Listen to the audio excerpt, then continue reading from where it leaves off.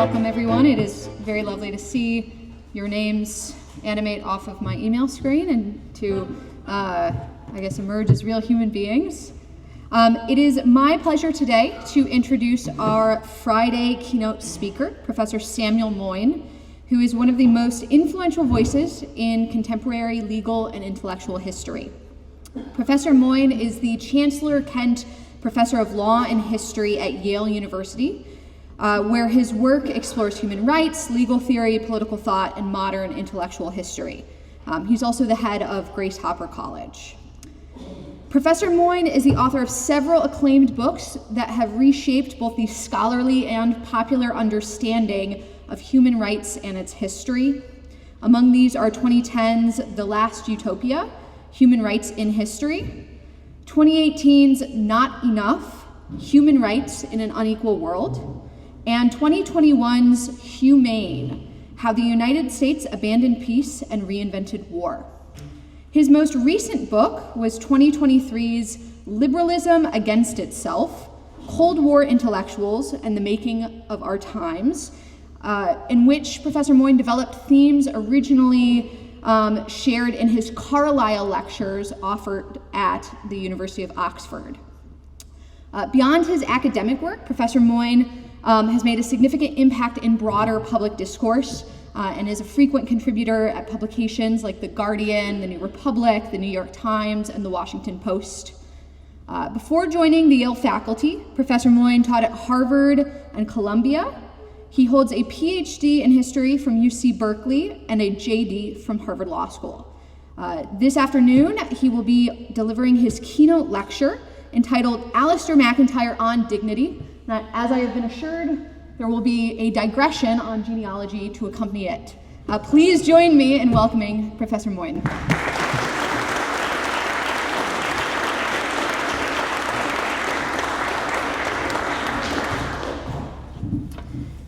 Okay, well, thanks to Quinn. I hope that this mic is properly positioned.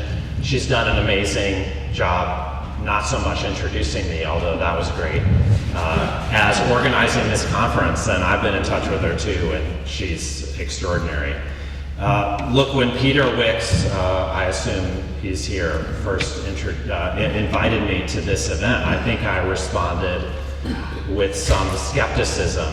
I've never written on Alasdair MacIntyre, never met the man, but he persisted and I agreed, and it's really a joy to be part of this. I've already learned a lot.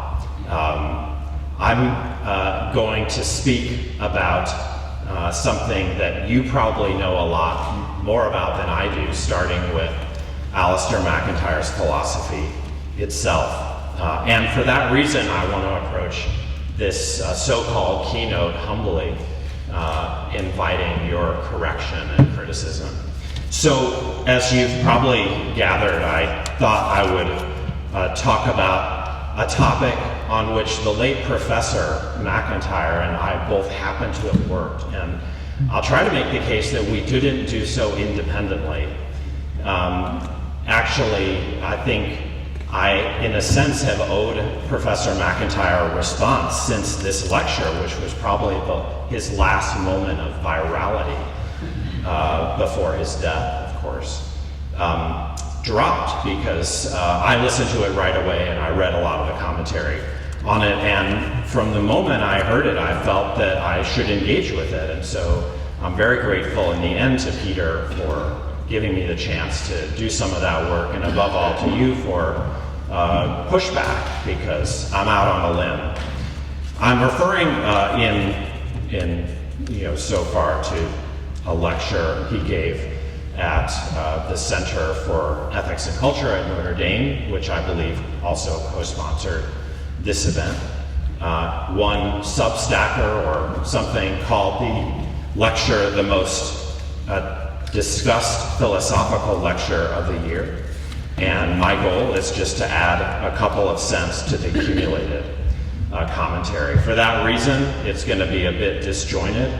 I really want to proceed through three phases of commentary and follow Alasdair MacIntyre in his own agenda with some comments, sometimes admiring, sometimes snarky, from myself.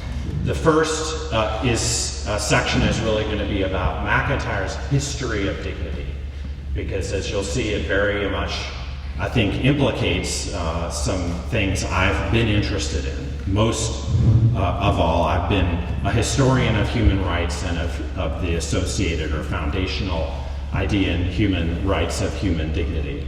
And so I want to engage MacIntyre on that point, even if most of you aren't historians, but philosophers or theologians. Next, I'll give the promised digression on genealogy, because I think the lecture provides a moment, a pretty prominent one, of MacIntyrean genealogy. And I want to think just briefly about what that might mean. It might seem a contradiction in terms to some of you, but I think it's a valid category. And then in the third section, I'll get to the main event. It's not the main event for me because you're the moral philosophers frequently, I'm not. But at the core of MacIntyre's lecture really is an attempt to offer a skeptical view of the place of claims around human dignity in our moral culture, especially after the human rights revolution. And I'll survey some of the disparate claims he makes about human dignity, and then offer some counterpoint and see what you all think. So let's begin by turning to his history. It's not exactly fair to say that MacIntyre opens with a history of dignity, even at the rhetorical level. He opens with a distinction. He says, human dignity has been used for 80 or so years, interesting chronological point, in two different ways.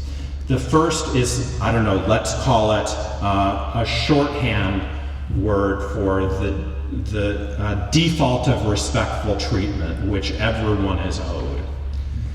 And the second dimension or version of dignity, let's call it the foundational version, is the reason why that default should hold is that there's a rational justification for it to hold, and it's due to the intrinsic worth of each human being. And he opens with this distinction, but he often, in many of his arguments in the talk, cuts across it.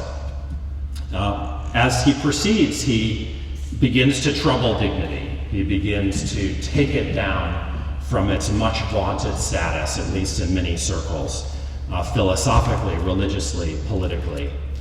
It's fair that he starts with a philosophical set of queries. He says, I'm puzzled by this afflatus or rise in the prominence of dignitarian talk, because what would it even mean to have a default of respect for human beings in virtue of their humanity? How could there be a rational justification for treating those who torture children with respect, for not killing Goebbels or Stalin were they apprehended and subjected to criminal justice for their crimes?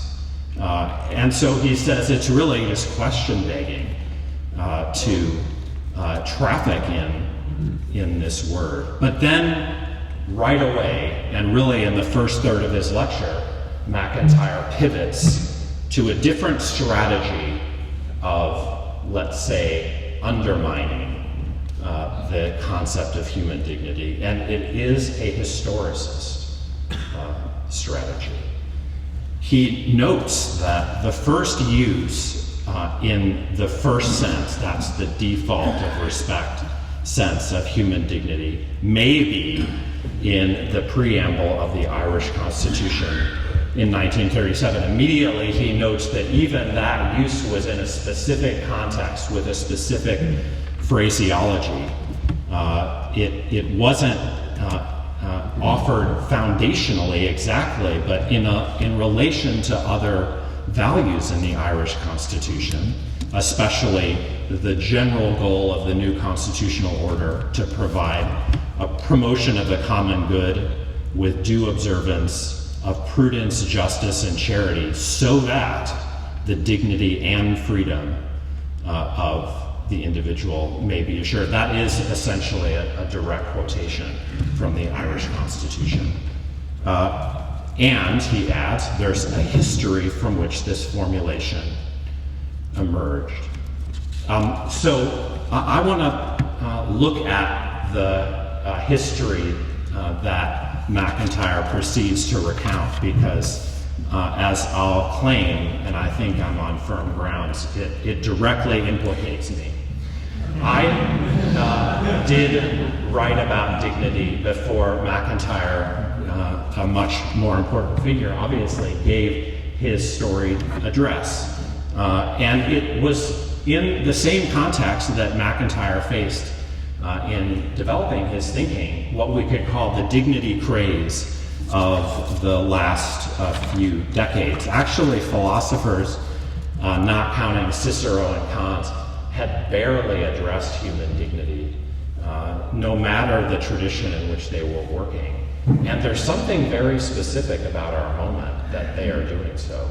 And it was in that context that in this Understanding Human Dignity volume, I was corralled with a lot of other folks to say something about it, and I came up with a particular history of it, where most of that literature is inflationary of the concept of dignity, treating it as the kind of straightforward, unobjectionable default that MacIntyre was querying. I take a deflationary view of it, and so did he, and I want to start with this fact that both he and I take a historical approach to what could be puzzling about its prominence, not just in our recent scholarly discourse, but in the moral talk of the last century or so, starting with that Irish Constitution. Because I definitely also started my story, and I don't know how MacIntyre came across it, whether it was one of the versions I gave in talks at Notre Dame, or he read it, or whatever. But in my work on this topic, which appeared in a book in 2015, I started with the Irish Constitution. It was puzzling to me that that should be the first big legal document in which human dignity is announced at all as a value. After all, I observed, it hadn't been mentioned in the American Revolution's enunciation of rights, or the French Revolutions.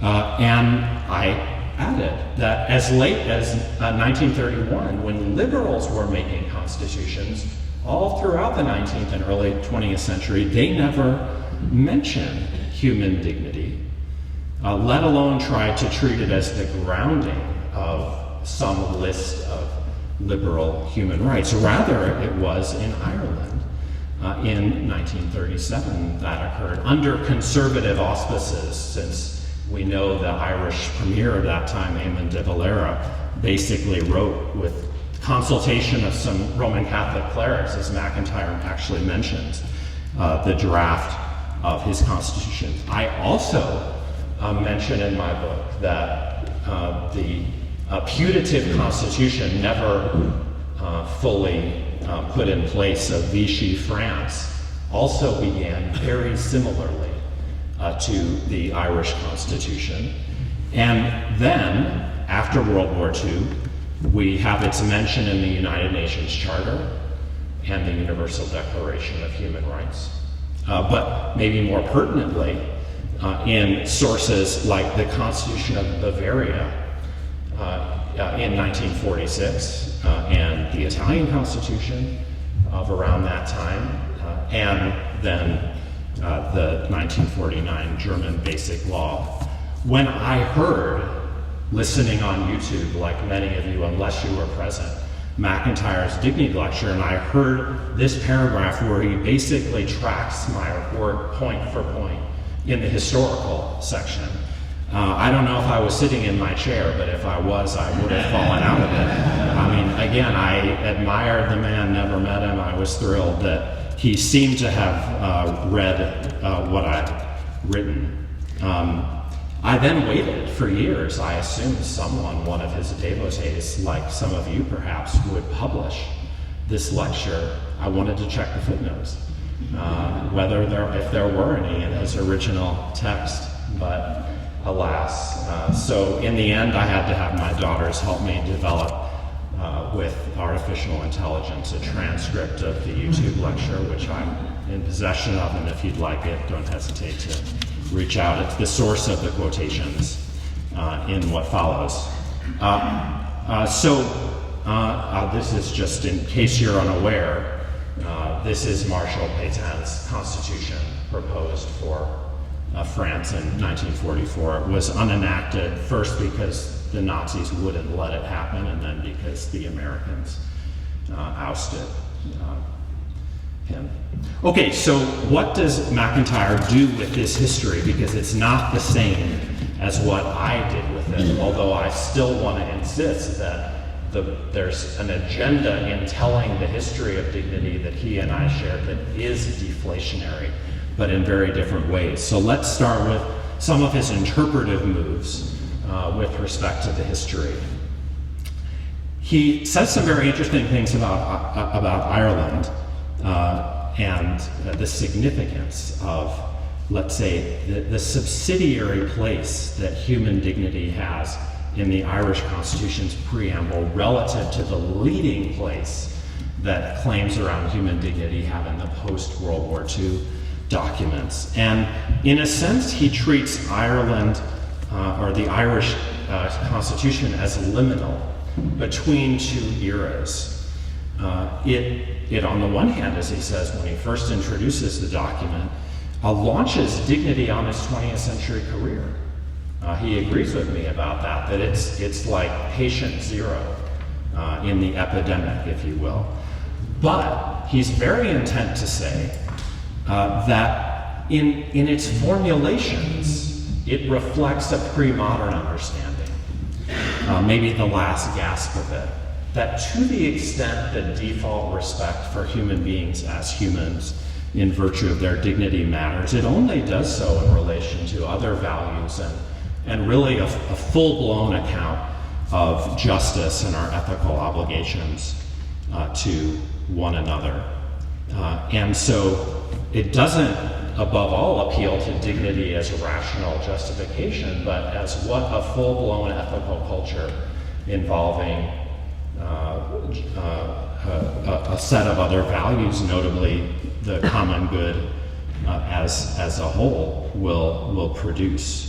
He says very disarmingly, someone may respond to this bit of interpretation that the whole point of dignity, if not in the Irish Constitution and in all those later documents, is to set some minimum standards that political authority, especially state power, can't transgress. Obviously, that's the point of announcing dignity, whatever may have been involved in Ireland in 1937. But he says, well, it's not that the pre-modern tradition of ethics lacked a requirement of some kind to uphold basic standards. It's just that those were already, in a sense, entailed in the pre-modern commitment to justice as such. So in a sense, dignity was redundant or obfuscating or both.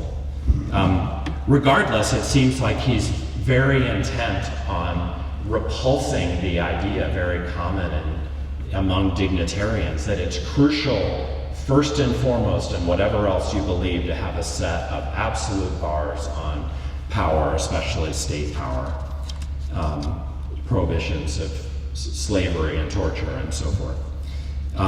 He repulses that and, in a sense, speaks nostalgically through the Irish example of a pre-modern alternative.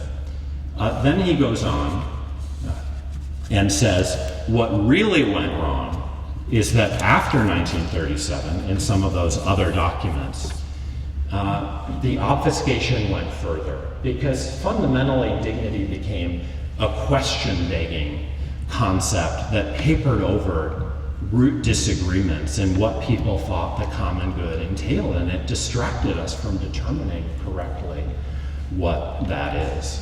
And I think that's true. I argued it myself, at least with respect to certain documents in this historical moment, and certainly today, when parts of the right, parts of the center, parts of the left all can agree on invoking dignity ritualistically and then importing their specific beliefs about what it entails in it as if it required no further argument. And so I'm going to completely agree with MacIntyre's critique of dignity to this extent. He suggests that after Ireland in 1937, that's the story we should tell. Dignity crosses the modern divide somehow between the mid-1930s and the middle of the 1940s and becomes vacuous. That seems to be his basic claim. And again, I agree with it in broad terms, certainly when it comes to the president. And you can read some of the way he articulates that now. Even when courts are forced to adjudicate what dignity requires, it doesn't help them. They then have to import some other specification at the very minimum of what dignity requires, the details of which come from elsewhere. Where I think that I disagree with MacIntyre is in one place, and when it comes to the historical material. It's worth noting that he closes this introduction to his lecture by stressing the pre-modern, modern divide, and he refers to figures you'll know very well, the De Koning father and son, and he actually claims that the son ends up fully immersed in the world of the vacuous form of dignity. He tries to make arguments for it, but is held hostage by the vacuousness of modern ethics. Whereas the father, the Thomist and Aquinas scholar, actually insisted on placing dignity as the Irish Constitution had in its proper context. Where I want to stress is a slight difference in what I think the history shows and what Professor MacIntyre thought the history showed in his, let's say, rereading of the history as if it tracks a big transition, which is very familiar from his work, from a pre-modern ethical tradition and a relativistic and vacuous modern one. You can see that's at the core of his understanding of what happened to dignity in the space of a few years. I don't think so exactly. I think he's right about the outcome. But in my own work, I emphasized that what was going on in the consecration of dignity in the 1930s and 40s was the rise of a conservative co-optation of the language of rights. I mentioned earlier that those have been articulable independently of dignity and within Roman Catholic thought in the 1930s and 40s. Dignity became the ground of rights, confining their meaning to various extents. And I believe this is the closest that MacIntyre in his lecture comes to a critique of my narrative, which did emphasize the role of conservative thought in the transformation that dignity initially wrought. To my way of thinking, the evidence is just too strong to avoid that conclusion, since in the parade of documents I mentioned, there were the relatively more vacuous references, like the UN Charter, the Universal Declaration of Human Rights, framed in theory globally. But the constitutions were all, let's say, Christian democratic. Ireland, not by that name, but basically Italy, Bavaria, Germany itself, West Germany at that time. These were all framed in an ambiance in which conservatism had to be anti-fascist, but it did not want to be liberal. And dignity marked the rise of a new kind of Christian politics that threaded that needle. That was my genealogy of dignity. And MacIntyre engages with it interestingly. He says more recent discussions of this episode, I'm not sure which ones he means besides mine, commonly use it to illustrate the influence of the Catholic Church on Irish politics. He specifies, and I think it's totally fair, that, well, that wasn't Catholicism doing the work, but a conservative co-optation of Catholicism.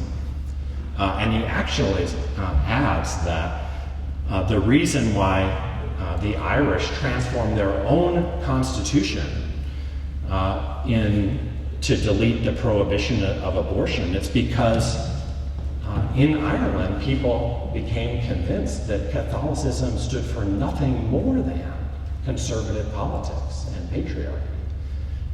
And MacIntyre suggests they were right to do so.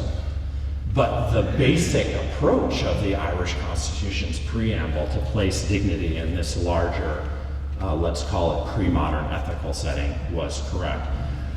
He might be right. I mean, that's a huge claim to make about like why Irish politics unfolded as it did. But regardless, it's a pretty different read of the significance of the same history in the 1930s and 40s. Okay, now I can tell you're getting bored with this like historians quarrel about exactly how to characterize the rise of dignity in this era. So let me turn now to the second part of the lecture, which is going to be about genealogy, to see what you think.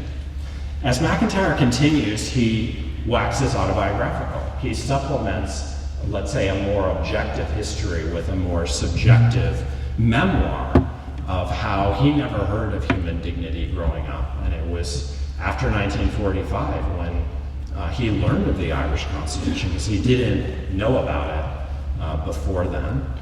And he didn't need human dignity in his own life. I mean, he was taught by parents and other authorities, moral authorities, to have that default respect for human beings to the extent necessary, because he was taught to be a moral human being. And if that's the case, even in his own life, the rise of dignity was either redundant or a distraction, just as he claims it was in the lives of everyone living today. And so I want to focus for a second on what the functions, argumentatively, of his turn to history, including his own personal history, are. Now, we know, of course, and you all know better than me, that MacIntyre was at least once a commentator on genealogy. I love genealogy. I want to give it some airtime here because I think of myself as a practicing genealogist, strongly influenced by Michel Foucault, and most of my writing about human rights, human dignity are just attempts to do what they have done for other things, for the reformist ideology and law of human rights and so forth. And that's what I tried to do with human dignity, to show that it doesn't come to us from a distant past, but a recent past, an unseemly and possibly tainted past. That's the classic genealogical move, using history to tell anti-teleological stories that subvert by marshaling historical fact, to surprise you, to unsettle you, to force you to reconsider whether you should have the commitments that you've adopted, like so much, so many memes in the moral culture of your time. Maybe we're on the wrong track. That's the genealogical approach. I want to suggest that maybe MacIntyre was more of a genealogist than I realized before giving this talk, and I want to use the lecture as proof of that. Now, in his Gifford Lectures, which of course take up these this trifurcated set of approaches to studying morality, he actually has some praise for genealogy, not least for undermining encyclopedism in morality. I'm not going to need to remind you of the content of the book, but he does come on to a criticism of genealogy, which is, of course, going to pave the way back to Thomism, where all roads, including the history of dignity, as he tells it, must lead. And what is his criticism of genealogy in spite of his praise? Well, basically, I mean, there's a lot to it. It's a very fascinating chapter. But he claims that genealogy fails a kind of self-reference test. It must be indebted to some kind of moral project. The act of undermining other people's morality or using history to do so is a moral venture, but then what morality? Now, this was a very common criticism in the 1980s. It's associated with Charles Taylor and Michael Walzer. At the same time, Jürgen Habermas in Germany made comparable kinds of criticisms of especially Foucault. And MacIntyre joins the chorus. The intelligibility of genealogy, this is from 3 rival versions, requires beliefs and allegiances of a kind precluded by the genealogical stance. So very, potentially powerful, but vanilla kind of self-reference argument, as philosophers would call it. And I think it's fair. I think it's actually quite sad that in the more recent literature, and there's a lot you might not know of on genealogy today by some very prestigious figures, MacIntyre's own account of genealogy isn't much, taken seriously, and I think it would be good if it were. But on this point, I think it's worth engaging, but not because it was particularly unique to its time. What I want to raise for your potential pushback is that nothing in that argument, as I've recounted it, precludes genealogical work. It just would have to be allied to some broader moral agenda that one would defend philosophically. I think, like some of those other critics of genealogy, MacIntyre undermines the premise that genealogy could ever be freestanding intellectually or morally. But of course, that leaves it available as a technique, a potentially super powerful technique for critics of dominant regimes in morality and politics. And I would even go further and say that his admiration for genealogy's campaign against progressivist accounts of morality is one that he shares in a fair bit of his work. And so I invite your comment about whether that's true. Is it true in After Virtue, the kind of gateway drug for so many of us, or you at least, into this domain? Maybe. I mean, he has a variety of arguments against Enlightenment morality and its emotivist outcome in that book. And obviously, he rejects Nietzsche, Root, and Brandt as the horrible alternative to the Aristotelian and Thomist alternative. But I mean, my view is that the way he opens After Virtue is very indebted to genealogical techniques. We know this because many readers over the decades have been shocked by his opening suggestions that what we take to be a high achievement is actually rotten to the core, or on morality stands for moderns on inadequate foundations. I mean, I've raised a doubt about my suggestion of MacIntyre as genealogist even in this book myself by saying that he also argues very famously that Enlightenment morality had to fail, which sounds like it's in a quite different register than the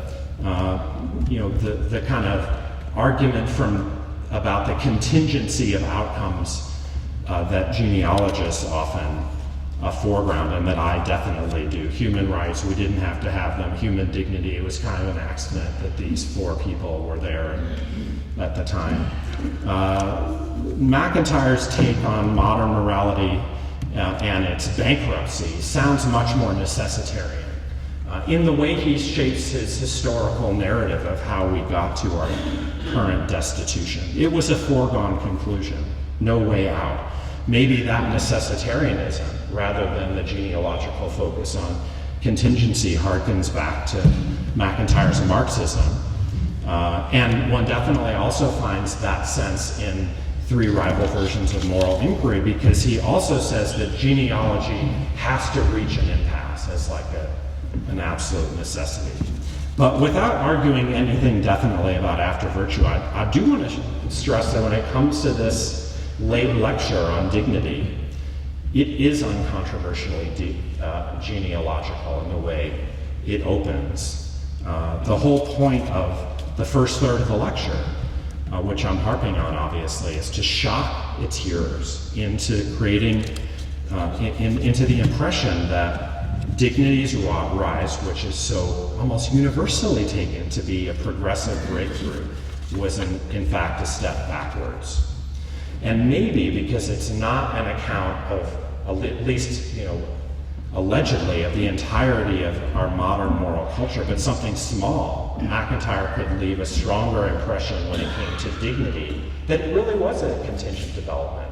Absent Ireland, absent those other few documents, maybe we wouldn't have to deal with it.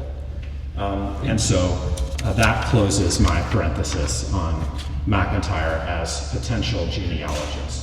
Regardless, I do want to stand firm by the claim that in spite of some details, he and I were both interested in using history to deflate the pretensions of dignity. Now we come to the hard part, where I have some trouble with, where he went next, which is really, the heart of this lecture and what will interest you. So I'm just going to run in this last part of the lecture through some argument bites that he gives, because I wouldn't say the lecture really fully comes into focus, in its latter two-thirds. You can disagree if you want. And I'll raise some questions in the next, 10 minutes or so about some of these argumentative moves, and then ask you to defend them or rehabilitate them or join me in rejecting them. So first, the title of the lecture doesn't say dignity is puzzling but dangerous. He doesn't say a lot about why in the lecture. To the extent he takes up this claim that dignity is not just vacuous but hazardous, he talks about how it's just negative, like a lot of other modern ethics. We show our respect for others by what we refrain from doing, not enslaving them, not torturing them, not killing them as part of criminal sanction, and so forth. Now, he does give two examples of this. It's not totally clear to me what he thought was dangerous about either the claim that many ethical positions are just negative, or about the negative character of these two examples. The first example is the example of freeing slaves from bondage without providing for the conditions of their emancipation, which would require a positive ethical outlook and program, which the mere prohibition of indignity allegedly involves. The second example he gives is, edgy. Many people, he says, claim that morality should lead us to prohibit abortion, but they don't think about what would be required to take care of the mothers then bearing the children, potentially coercively, either in monetary terms or other terms. Now, those are both claims about the conditions for enjoying dignity on some interpretation of what it requires. I'm not totally clear what's dangerous about them, or why one can't have a kind of entailment conception in which you have a value like dignity and then there are conditions for its enjoyment. And what would be dangerous about a selective value, especially if it leads to a more full-bodied understanding of our obligations, is just puzzling to me. I'll just give one example. In the German Constitutional Court, there's something known as the Existenzminimum, which is the claim that human dignity requires a certain amount of welfare from the state. And they reach that argument approximately through the argumentative route that MacIntyre says is going to create great danger, because dignity just tells us what you can't do, but the German Constitutional Court found that it tells you about at least what some of the positive conditions for the enjoyment of dignity are. So since he says so little about the danger claim, I'm just going to drop it. I don't get it. I don't see him saying much else about it. There are a lot of claims in the balance of the lecture about what makes dignity puzzling, as the lecture title promised. And I'm on board with some of them. One is that, as we've already seen in the historical section, in the historical part of his lecture, MacIntyre claims that dignity is puzzling because it's question-begging. It has to be specified what forms of respect people require, what are the limits of state power over them, and rationally ordered community. And the word dignity just says nothing about it. And I think that's basically right. You might, make some defense of the concept. MacIntyre says that the Irish Constitution was more open about the contextual setting of dignity than later versions, which were too foundational. But these are just legal documents. There's no reason to think that dignity in human rights law or in some court interpreting it couldn't be brought into relation to some broader account of judgment that's needed to specify what dignity means. And it's also not clear to me that anyone has ever thought that dignity is the sole foundation of modern morality, certainly not in the age of human rights. And if that's true, then it may be that we can use it as a concept to guarantee minimum standards of treatment without expecting that as the foundation of all our rights, it would just kind of take care of all the specifying work that I agree with MacIntyre, a genuine moral philosophy would need. But then he goes further than this claim that dignity doesn't solve all our problems. Not clear whoever said it would. He adds that dignity is puzzling because it's exclusionary in various cases. This may, in fairness, be a version of the danger claim rather than the puzzlement claim. But he doesn't really say that, so I've classed it in this place in the lecture. He gives a couple of examples of how claims on dignity can exclude. One has to do with non-human animals, which we know he wrote a lot about. He says human dignity is exclusionary because it just elevates humanity while seemingly leaving non-human animals open to any and all treatment. Again, making the question, why couldn't you believe in human dignity and minimum standards for treatment, not grounded by human dignity of non-human animals? And then he gives a series of other examples. I think it's very powerful that MacIntyre supposes that providing the conditions for human dignity would demand a radical social change. I agree with that.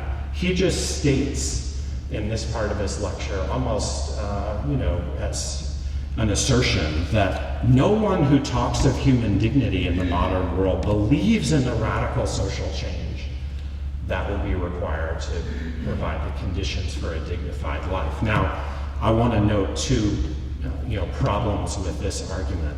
First, he's argued earlier that dignity doesn't have the capacity to advert to its own conditions of enjoyment, but he's making the same move. Second, more important, I think a lot of folks who believe in human dignity and pursue it argumentatively and invoke it routinely think that they're radicals. And especially with respect to the specific changes that MacIntyre calls for. The abolition of involuntary poverty is the example he gives. So once again, I agree with MacIntyre that dignity is vacuous to an extent, but that it's exclusionary or doesn't have due regard for radicalism strikes me as not super well argued in his lecture. Now, of course, in the end, MacIntyre comes back to de Koning, the elder, and lays out a theory of human dignity that a Thomist can love. And it's a very interesting one, and it has certain features that he goes on to defend in the rest of the lecture. I'm not going to talk about all of them, but I do want to talk about one, which is again puzzling to me. He says Aquinas' view of human dignity has 4 parts. It has a highest good, and the end to which human beings, as distinct from animals, are all directed, and that good is the love of God. Okay, fair enough. And then he makes some communitarian remarks, insists that in the end, whether we adhere to this, the pursuit of this highest good is up to us.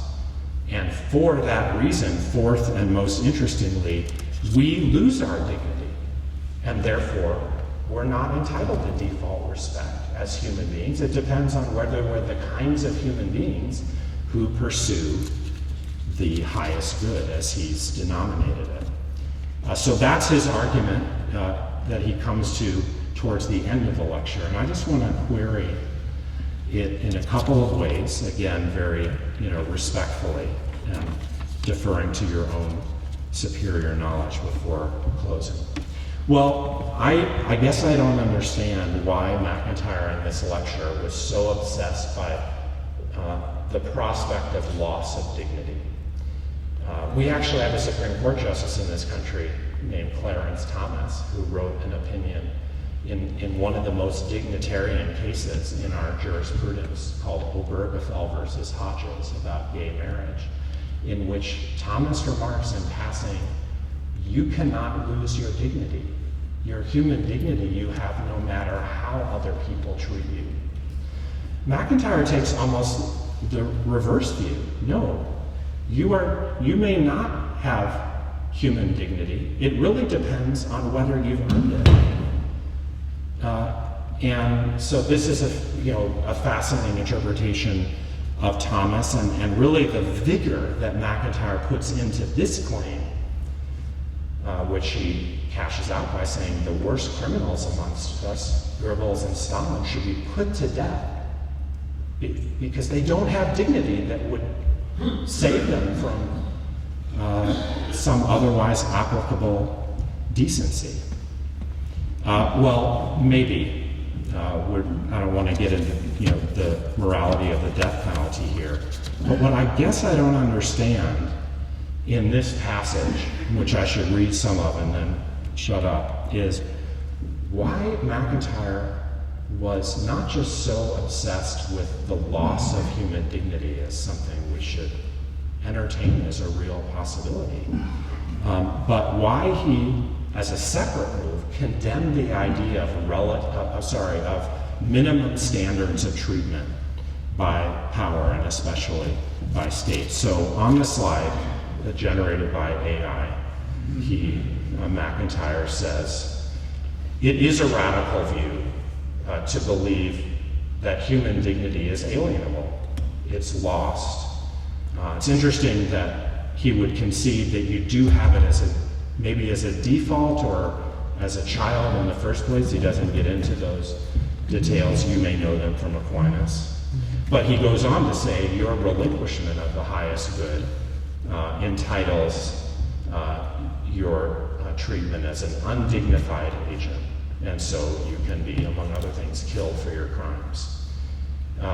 Then he says this, puzzlingly to me, perhaps surprisingly, it doesn't follow that we are to treat other human beings in general with respect, for whether that is or isn't required of us has nothing to do with how they regard their own dignitas, what is required of you, that they and we may be enabled to become what we and they have it in us to become. This is a crucial sentence. Lack of dignitas on someone's part doesn't give us a reason for treating them unjustly or uncharitably. We still owe them what justice and charity require. So all that's to say that the claim about the loss of dignity becomes quite theoretical, because I don't lose my dignity and my obligations of treatment towards Hitler and Stalin, or Stalin and Goebbels in these situations. Okay, just briefly, there's a colloquy after, which is recorded on the video. John Callahan from the center, he's probably not here. He did give me the Notre Dame funds at the Jacques Maritain Center to start my research on human dignity. So it's ironic that he asked the first question. And his question is basically, well, why wouldn't we want minimum standards?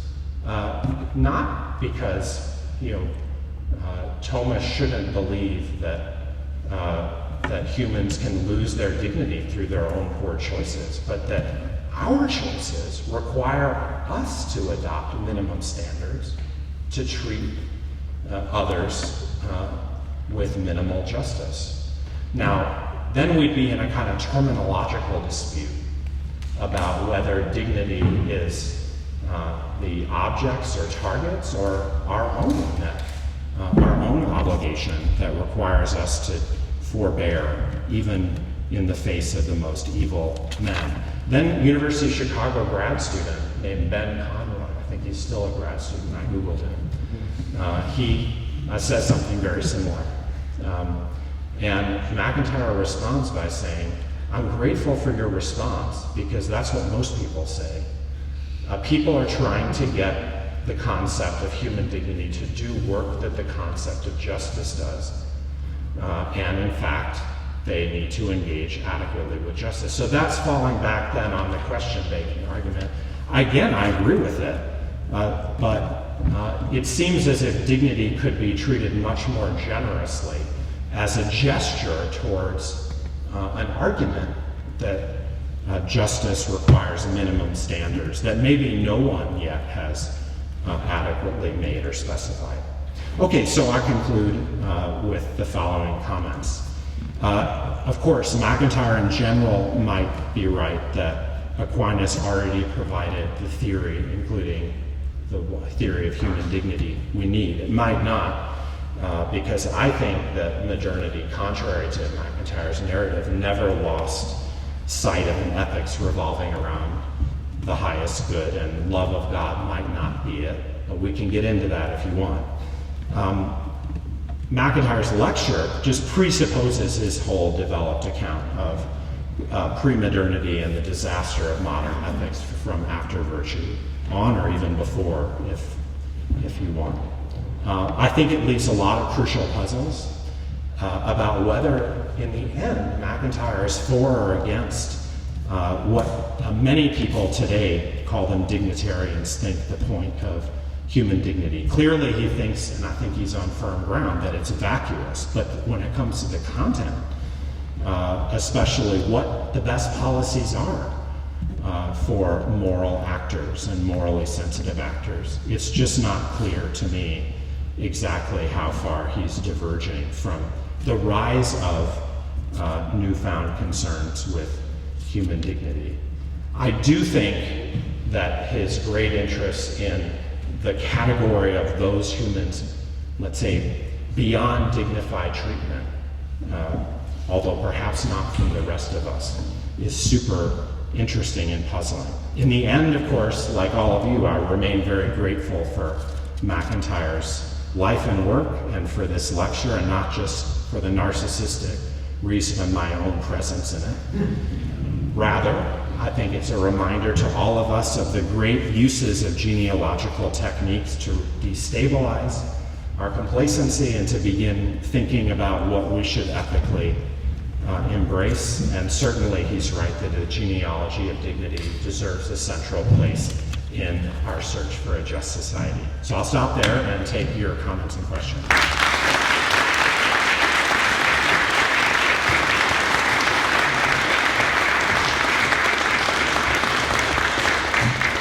Thank you very much, Professor Moyn. So we'll now have our questions, and my colleague Nick will be selecting people. So we'll start right here.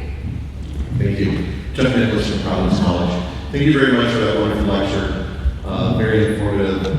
I'm going to ask my question in two different ways. The first way is to ask what's the difference between genealogy and historical materialism, because I think MacIntyre is a historical materialist, which might undermine the argument that he's a genealogist, right?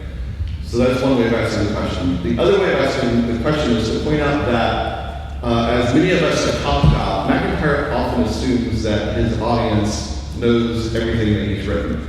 And so he assumes that there's a background knowledge here. And the background knowledge that I think is missing in this lecture is his discussion of the common good, particularly the common good in respect to the Thomist and with respect to dignity and Thomist. And so dignity comes from our participation in the community of common goods. And so the problem with someone like Goebbels or Stalin is that they have not participated, they've actually ruined the common good. So that's why they would lose what we would call dignity. But from a historical materialist perspective, right, the reason they did that was because they were after profit, capital, whatever we want, right? So Nazi Germany is just, fascism is the outgrowth of capital, as we see today. Stalin, is trying to keep up with that sort of stuff. So it seems to me that the historical materialist thing might get to what we're talking about, particularly if we put it in the perspective of common goods. But thank you for your question.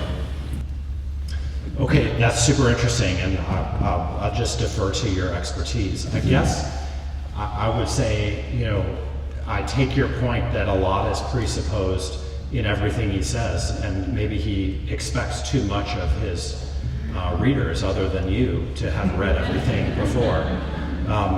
All I can say on the genealogy point is that it doesn't appear to me, while I think the legacy of Marxism is huge in the lecture and in his thought in general, that the historical accounts he gives are all that materialist in their agenda. I mean, you might be right that a Marxist could read his take on the history of dignity, which is basically like cribbed from my book, and say, oh, well, that presupposes an account of the transformation of capital in Dublin in 1937. But he's not doing that. He's telling an idealist story, or a story about high texts of constitutions, which was my story. So if he's a historical materialist, he's not a very good one.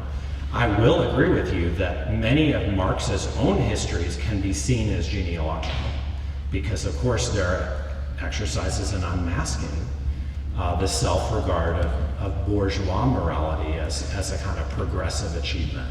And Marx, unlike Nietzsche, agrees that some of those achievements were progressive, just not progressive enough, and there are further steps. I see MacIntyre as, in a way, much closer to Nietzsche in saying there was a wrong turn.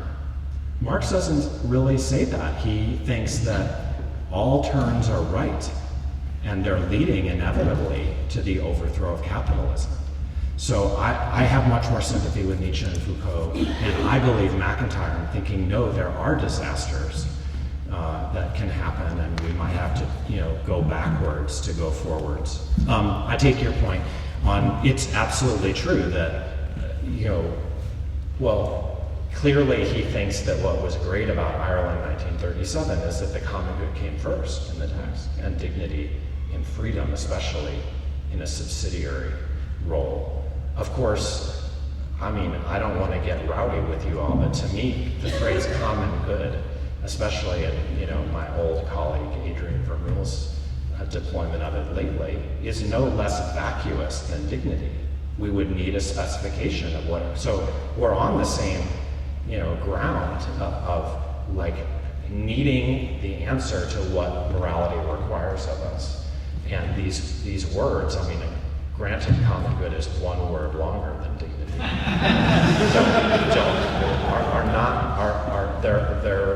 They're again redundant or vacuous. So, but I take your point that within MacIntyre's official view, of course, the answer would be that a philosophy of the common good would be, provide the juxtaposition of generality and specificity we need where dignity does not. And I take that point completely. Okay, further questions? Professor Sim. Thank you. I'm Mason from the College of the Holy Cross, where I am. It's an echoey room.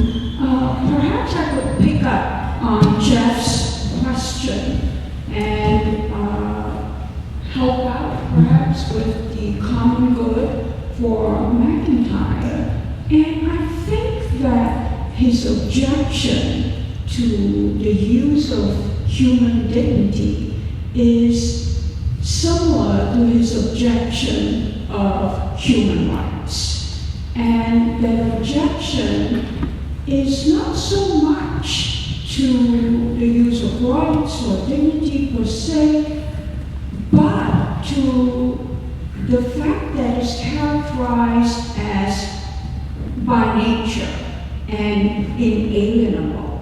So if you were to consider how he tries to provide this account of common goods and how we arrive at it, he leaves it up to the local communities to determine what the common goods are. So it's not something that is predetermined by nature, but rather he believes that all independent practical reasoners will get in on the deliberations within the local community and then together determine what these common goods are, which in turn then allow us to ascertain what is just and what is right. And then if we want to then label that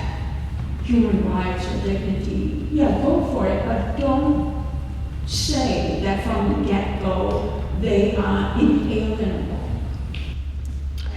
Great. That's very helpful. Thank you. I'll just make a few remarks, not to, respond since you were really just commenting, but just to, reflect on what you said. First, I agree with you about the parallelism in his thought between the caustic skepticism towards rights and towards dignity. But to me, it's very important that there had long been a kind of referendum on the viability of rights. We could debate how long it went on, but dignity has been discussed for 5 minutes. And that's also true in MacIntyre's career.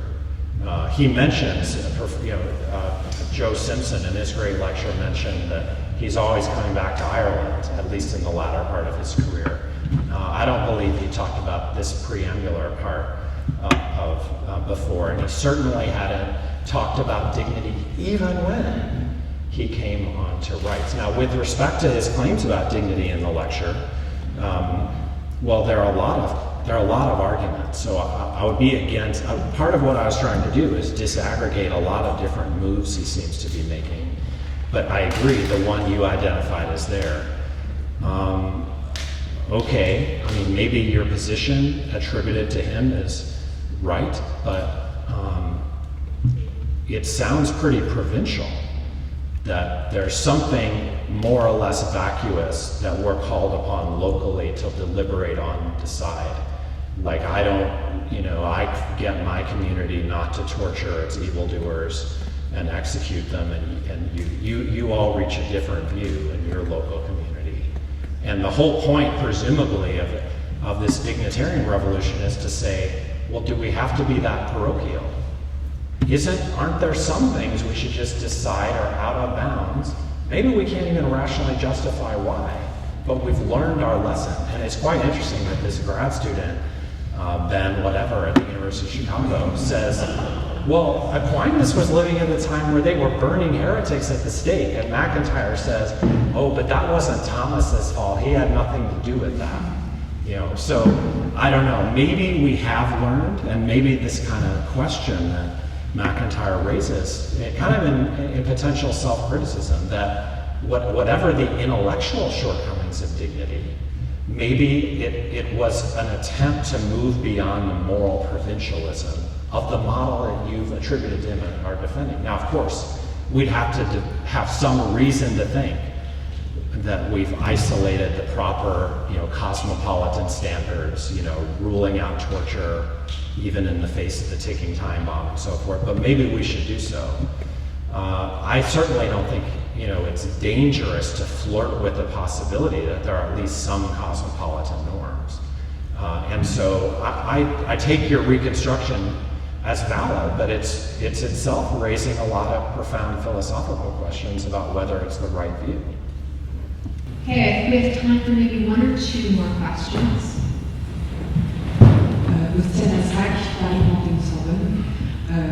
Thank you very much for this very exciting talk.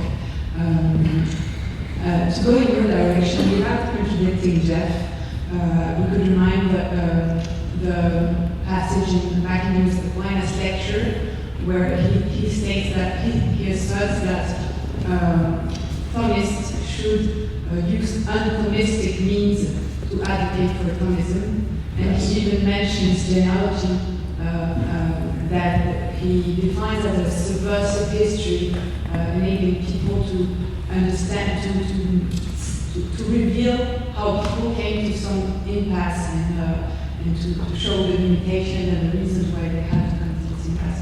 I think that strongly resonates with Afterwards' general argument. And so, yeah, I would go in that direction, but maybe, so my question is it genealogy something more than a simple subversive history? It risks to become something quite shallow and indeterminate. So isn't it something that has an anti-metaphysical premise in some equivalent of the will to power?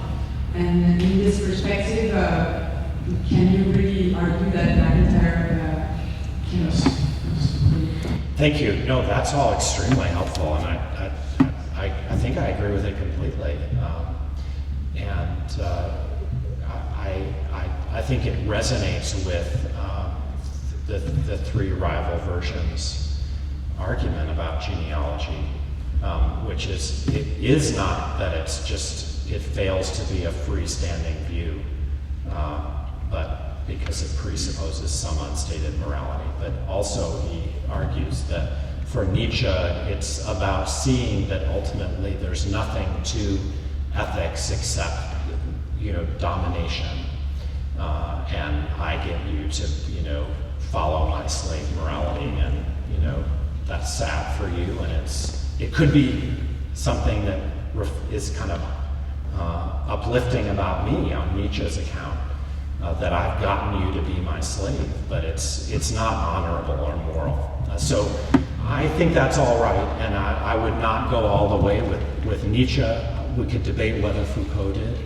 All I wanted to say is that there can be tactical or opportunistic deployment, even by the staunchest Thomist, of genealogical techniques. And I believe the evidence is pretty pervasive that MacIntyre himself did so. And so that means that one's not polluted by the methodology merely by using it tactically or opportunistically, I believe. But I also think that you're correct that if genealogy becomes too fashionable, then it really does,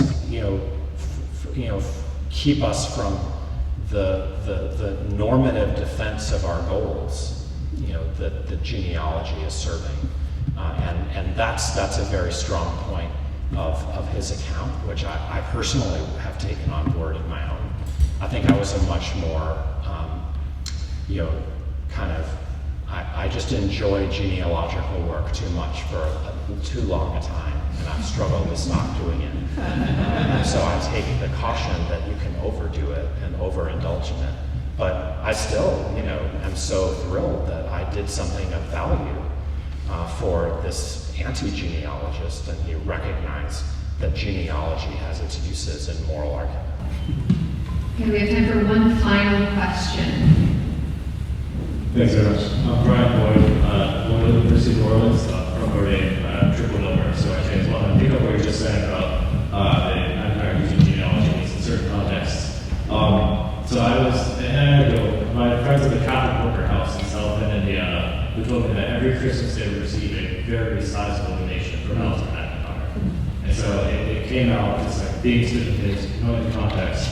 The comment that you're puzzled by about his concern about dignity requiring abolition of poverty and radical politics being like people who use dignity not calling for those things. Matt Fezzer was talking about nice, wealthy, conservative, similarly ordained Catholics like myself who fail to live out and practice what they preach.